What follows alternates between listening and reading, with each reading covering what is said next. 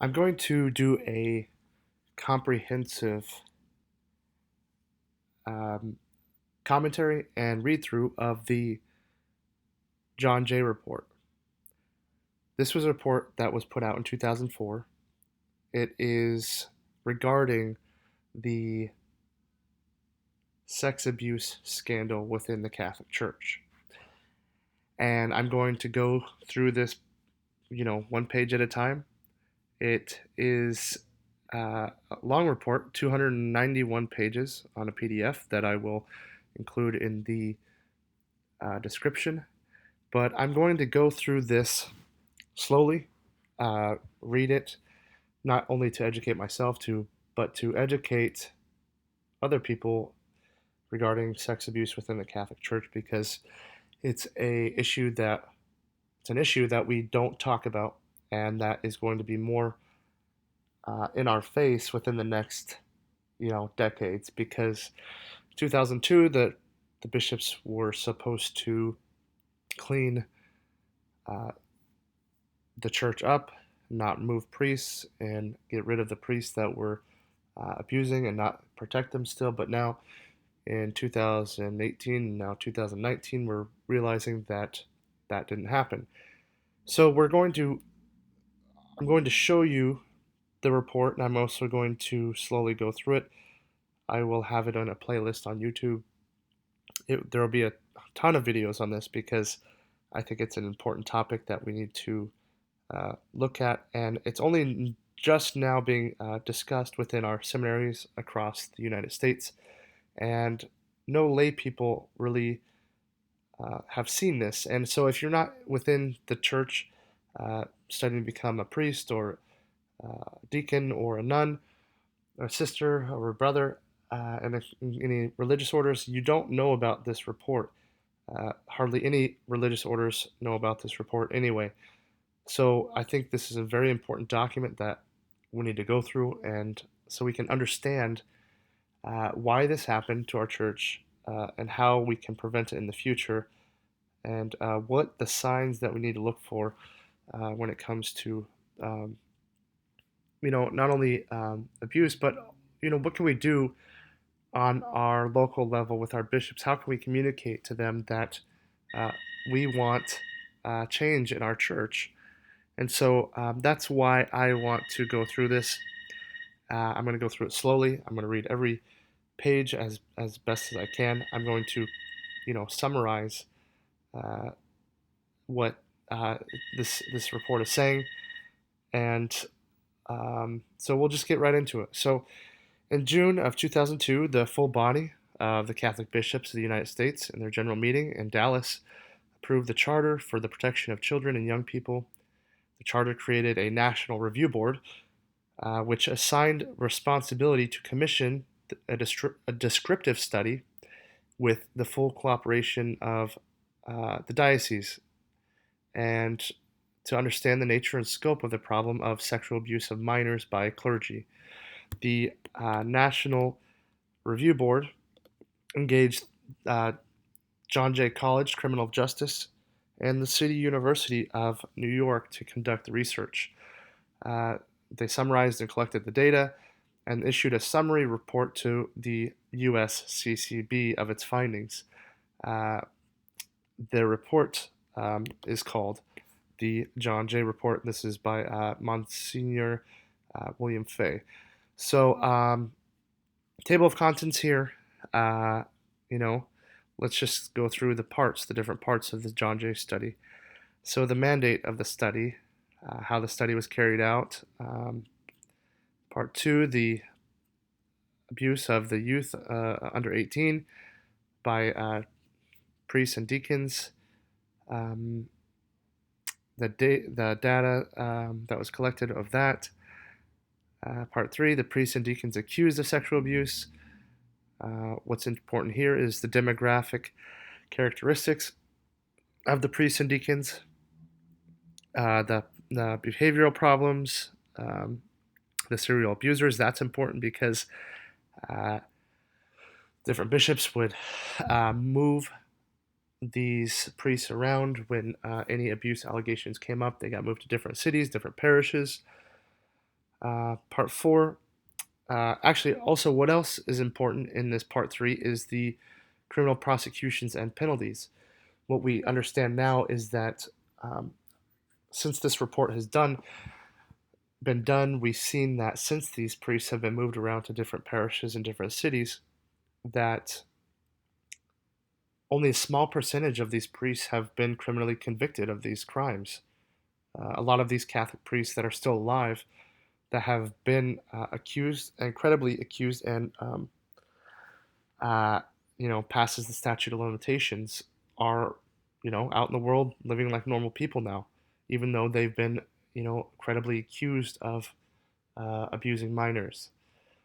For part four here, the incidents and allegations of child abuse, the characteristics of children who alleged abuse, um, characteristics of acts, and the circumstances of abuse allegations. That's important because uh, when it comes to the abuse of minors and priests, or just with an adult and a minor in general, it comes down to the fact of the uh, power differential. So if the priest is very popular priest, or just a priest in general before 2002, that was a time when priests were still very well respected. So it was very common that if your kid is having a problem, then send him to father, and father will set him straight. And so the power differential there is a big factor. Part five, the response from the diocese and the religious communities. How did they handle these? How did the different dioceses and bishops handle these allegations when they came in before 2002, and how are they handling them now? Quite frankly, um, part six, the cost to the diocese and religious communities, um, and let's see here, and then the rest of it is a literature review.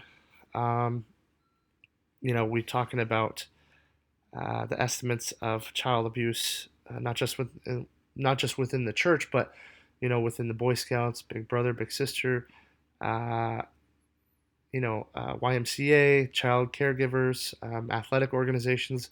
So, what is the no? So, comparing the numbers, is it just focused on the Catholic Church? Are the abusers only concentrated in the Catholic Church, or or what do the numbers look like? Um, set alongside, and so then we have theories of the different types of child abuse, grooming, that's a big one, attachment theory, behavioral theory, different other theories theories of offending by Catholic priests, the different types of child sex abusers, and let's see, models for treatment of sex offenders who abuse children, victims of child sex abuse by priests, and then we have a big bibliography of you know of the different sex offenders. And so let's just get right into it here. The preface and the acknowledgments. So yeah, the John Jay Report of Criminal Justice, like I said, was commissioned by the USCCB to understand the different sex abuse uh, cases in the United States, and to understand why it happened. Objectively, why did this happen? Look at the statistics of the different types of grooming. Um, and what's interesting here is this. Some advise the college to reject the request to do the study because it was too controversial. It was too complicated, and it would expose the college to lawsuits, which they did the study in 2004, but I don't believe that they have had any lawsuits. I'll have to look that up. That's a good a video uh, to do. And people thought that this would publicly affect the college negatively. And so after they listened to counsel, uh, came to the conclusion that despite the problems that might arise from this, they had a civic obligation to use its resources and academic talent to help provide facts about the sexual abuse phenomenon, which has been a sad chapter in the history of the Catholic Church, no doubt. But people say, we Catholic Church has always had major problems. This isn't just the first time, but we act like it's the it is a huge deal.